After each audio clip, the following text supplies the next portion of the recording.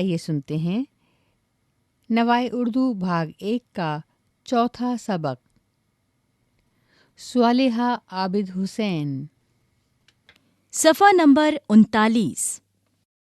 तारुफ़े मुसन्निफ़ स्वालिहा आबिद हुसैन 1913 ईस्वी से 1988 ईस्वी तक।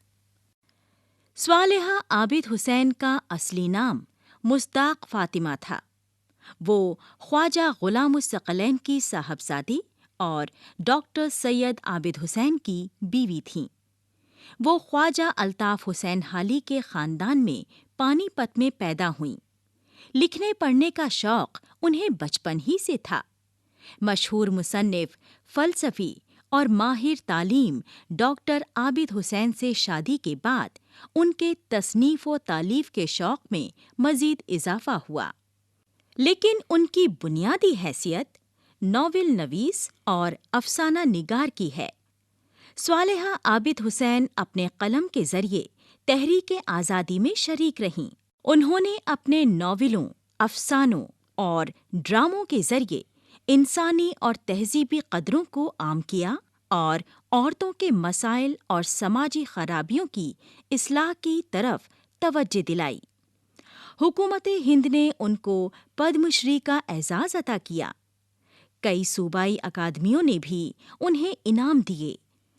उनके नॉवेलों में अज़रा, आतिशे खामोश, क़तरे से गहरे होने तक, यादों के चिराग और अपनी अपनी सलीब ख़ास तौर पर काबिले ज़िक्र हैं। अफ़सानों के 4 मजमूए भी शाया हुए। सफ़ा नंबर 40। मगर वो टूट गई। मुसन्निफ़ स्वालिहा आबिद हुसैन। दूर किसी घंटे ने 2 बजाए। उसके वसी बेडरूम के हाथी दांत के लैंप में नीला ज़ेरो बल्ब रोशन था, जिसकी ठंडी रोशनी में हर चीज बेजान सी नजर आ रही थी। सिंगार मेज पर सजी हुई सैकड़ों शीशियां, बोतलें, ब्रश वगैरह वगैरह, डबल बेड का कीमती बिस्तर और नीला नाइट गॉन, छत पर लटका छोटा सा बलवरी झाड़, हर चीज उसका मुंह चढ़ा रही थी। बराबर के कमरे में बच्चे अपनी आया के साथ आराम कर रहे थे। दूसरे नौकर अपने अपने क्वार्टर में महवे ख्वाब होंगे। हां, सिर्फ उसकी आंखों से नींद गायब थी। 2 बज चुके, ना वो आए ना नींद आई। जिस तरह वो रूठे रूठे हैं, उसी तरह नींद भी रूठ गई है। वो डबल बेड के दूसरे हिस्से पर लोट लगाकर आ गई और उनके तकिए पर सर रख दिया। आंखों में आंसुओं का एक सैलाब सा उमड़ आया, जो उसके गालों पर लुढ़कते, कनपटियों पर से फैलते नर्म तकिए में जज्ब होते रहे। सामने दीवार पर उन दोनों की कद्दे आदम रंगीन तस्वीर आवेज़ां थी। उनकी शादी की तस्वीर। उसके चेहरे पर शर्मीली और मसरूर मुस्कुराहट है और उनकी आंखों में इश्तियाक है, शरारत है और तजस्सुस भी। शादी, शादी, शादी। शादी या बर्बादी? कितनी बर्बादियां उसने अपने चारों तरफ देखी थीं।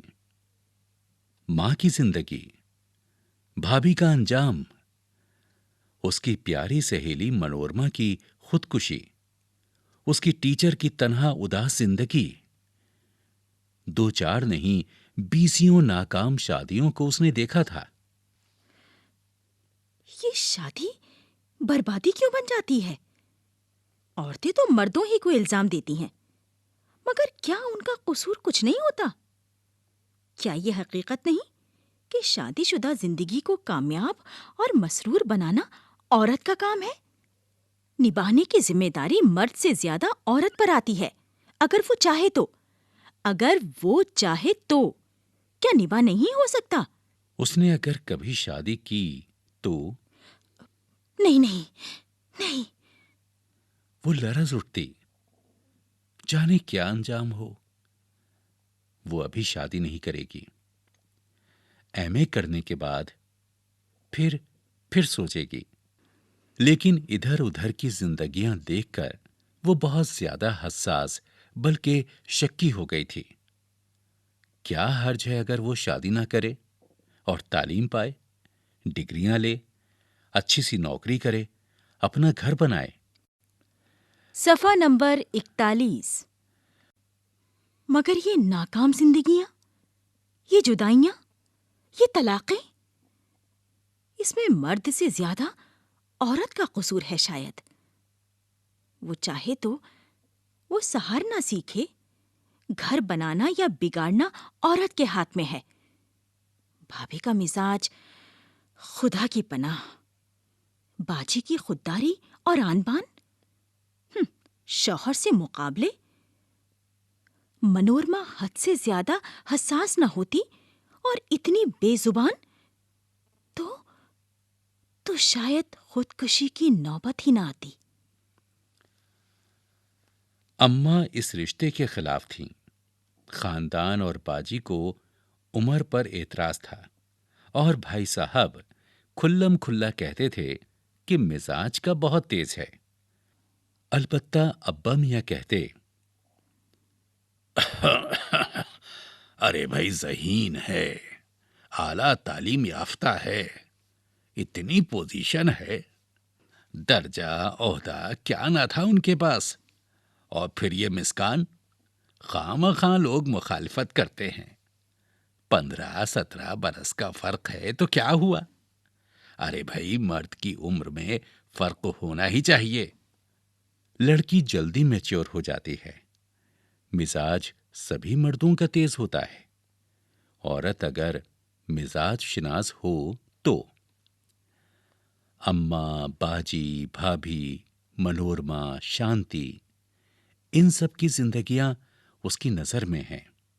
सबकी कमजोरियां भी वो जानती है। उसका अज़्म था कि वो उनका दिल जीतेगी, इसके लिए नागुज़ीर बन जाएगी, उसके मिजाज को सहारेगी, उसे खुश रखेगी। मैं निबाह करना जानती हूँ और निबाह करके दिखाऊंगी। और सबको हथियार डालने पड़े। वो उनकी बन गई। एक के बाद दूसरी बेटी हुई तो उस रोशन ख्याल, आला तालीम याफ्ता मर्द के चेहरे पर नागवारी के बल पड़ गए, जैसे ये उसके इख्तियार की बात थी। बच्चियों ने जाना ही नहीं कि बाप की मोहब्बत किस चिड़िया का नाम है। खालाएं, फुपियां, मोहल्ले पड़ोस वाले जिन बच्चों के भोले चेहरों और प्यारी बातों पर जान देते, मामू, चचा जिनसे इतनी मोहब्बत करते, वो डैडी की सूरत को तरसती रहीं और मां की मोहब्बत से महरूम। सफ़ा नंबर 42। मगर उसे तो निबाह करना था। इसके लिए उसने वो सहा जिसका एतराफ वो खुद अपनी जात से भी करना नहीं चाहती थी। सारा खानदान ये समझता था कि शौहर उसे बेहद चाहता है, आंख से ओझल नहीं होने देता, हजारों में खेलती है, हर जरूरत और ख्वाहिश पूरी होती है, हर ऐशो आराम मयस्सर है। ऐसी खुशकिस्मत लड़कियां कम होती हैं। खुशकिस्मत। हां, उसने सबको यही एहसास दिलाया था। वो जलते दाग, वो टपकते जख्म, वो मजरूह खुददारी, अपनाहियत का वो मजबूर एहसास किसने देखा?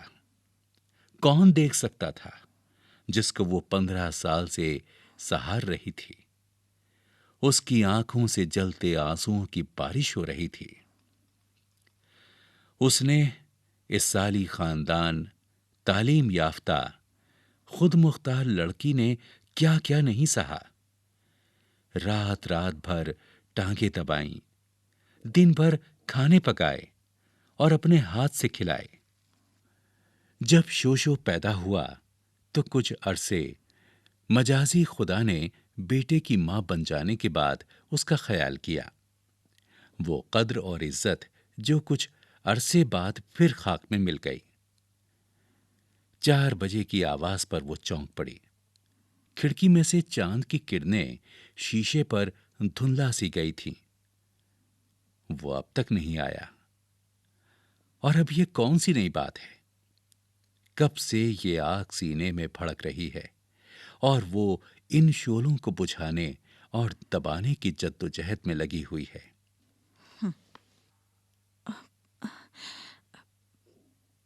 चंद दिनों के लिए भैया के पास चली जाऊं? हाँ, जाओ ना। तुम्हें किसी से मोहब्बत ही नहीं है? पहली बार उसने ये जुमला सुना तो हैरान रह गई।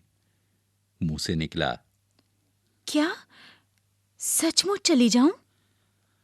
और क्या स्टाम्प पर लिख कर दूं? और तुम मेरे बगैर? मैं खूब रह लूंगा तुम्हारे बगैर। तुम्हारी लड़की इतनी बड़ी हो चुकी है, उसको मोहब्बत दो, दूसरे बच्चों को संभालो, मेरा पीछा छोड़ो। क्या? वो गुमसुम हैरान उसका मुंह तकती रही। वो ऐसा बेनियाज बेताल्लुक बैठा रहा जैसे कोई बात ही ना हो। दूर कहीं से मौज़िन की आवाज बुलंद हुई। उसने बैठकर सर ढक लिया।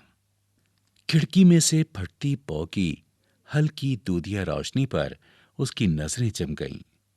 उषा। उसकी जिंदगी में अब उषा की कोई किरण चमकेगी क्या? वो लड़की उससे ज्यादा हंसी नहीं हो सकती।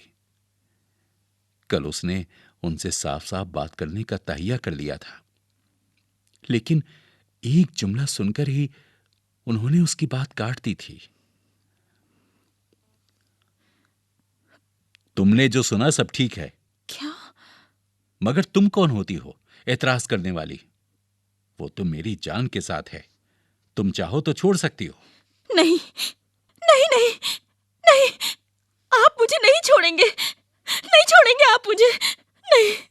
अरे, आपके बच्चे हैं, बेटियां हैं, बेटा है आपका, नहीं। तुम्हें पैसे की कोई कमी ना होगी, जितना चाहोगी मिलेगा। नहीं, नहीं, नहीं, मुझे पैसे की नहीं, आपकी जरूरत है। बच्चों को बाप की जरूरत है। अब बके जा, मैं तो जा रहा हूं। आप ऐसा नहीं कर सकते। आप मुझे नहीं छोड़ के जा सकते। नहीं, नहीं छोड़ सकते आप मुझे।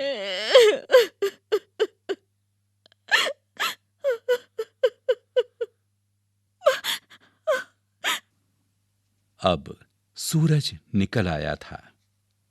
आयाएं बच्चों को तैयार कर रही थीं। नंद की आवाज गूंज रही थी। उसकी मुलाजमा 2 बार नाश्ते का तकाजा करने आ चुकी थी, मगर वो उसी तरह नाइट गाउन में मसहरी पर बैठी थी और सोचे जा रही थी। सफ़ा 43। नहीं, नहीं, ये शादी टूट नहीं सकती। मैं सब सहारूंगी, सब कुछ झेलूंगी, मगर उसे छोड़ूंगी नहीं। औरत की जिंदगी में सख्त वक्त भी आते हैं। आज नहीं तो कल, कल नहीं तो परसों वो पछताएंगे। और वो लड़की खुद उन्हें छोड़ देगी। मेरी जगह कौन ले सकता है? कौन ले सकता है मेरी जगह? नहीं, नहीं टूटेगी ये शादी। मैं नहीं तोड़ सकती इस शादी को। बेगम साहब, आपके नाम का खत है। मुलाजिमा ने एक बड़ा सा लिफाफा उसके कांपते हाथों में दे दिया। हाँ, हाँ, जाने क्या है? उसका दिल लरस रहा था। बड़ी देर बाद उसने लिफाफा चाक किया।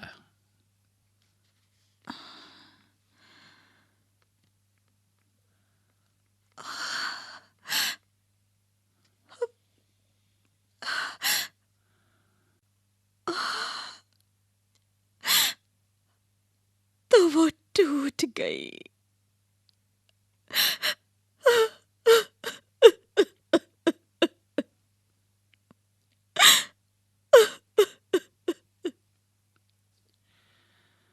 तलाकनामा उसके हाथ से फर्श पर गिर पड़ा था और वो फटी फटी आंखों से दीवार को तके जा रही थी और एक जुमला बड़बड़ाती जाती थी। मगर वो टूट गई, टूट गई, टूट गई, टूट गई, टूट गई, टूट गई, टूट गई।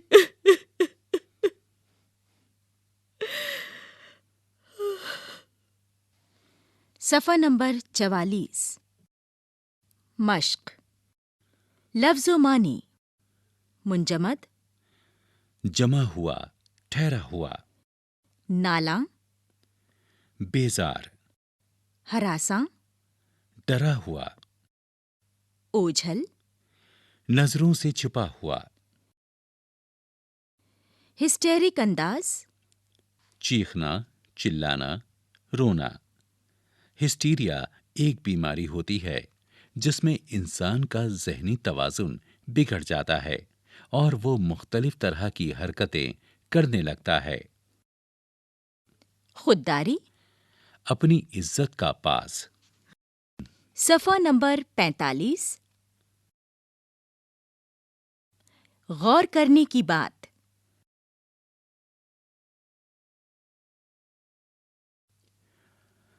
इस कहानी के दो रुख हैं। इस कहानी में जहां लड़कियों पर मजालिम की दास्तान बयान की गई है, वहीं गैर जिम्मेदार मर्दों पर तंज भी किया गया है। ये कहानी हमारे माशरे की उन ख़वातीन की तस्वीर कशी करती है जो आए दिन ऐसे हालात से मुकाबला करती हैं, जैसा कि इस कहानी में दिखाया गया है कि शौहर के बुरे बर्ताव के बावजूद बीवी किसी न किसी तरह, ख्वाह वो अपने खानदान की इज्जत या अपने बच्चों की खातिर निभाने की कोशिश करती है। स्वाले आबिद हुसैन की ये कहानी जिस जमाने में लिखी गई, उस वक्त की तालीम याफ्ता लड़कियां जुल्म सहने के बावजूद खामोश रहती थीं।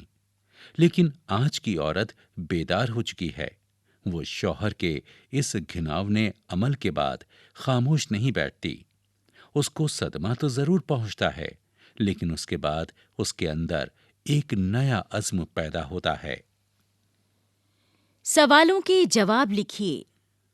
सवाल नंबर 1। मुसन्निफा ने भाभी, बाजी और मनोरमा की शादियों की नाकामी के क्या असबाब बताए हैं? सवाल नंबर 2। अफसाने की हीरोइन को पूरा खानदान खुशकिस्मत क्यों समझता था? सवाल नंबर 3। अफसाने की हीरोइन हर तरह के हालात से निभाह करके क्या साबित करना चाहती थी? सवाल नंबर 4। इस अफसाने का हीरो तालीम याफ्ता होने के बावजूद लड़कियों के पैदा होने पर बीवी से नाराज क्यों था? सफ़ा नंबर 46। अमली काम। मुंदरजा झील मुहावरों को जुमलों में इस्तेमाल कीजिए। फटी फटी आंखों से तकना, खाक में मिलना, आंख से ओझल होना, हजारों में खेलना।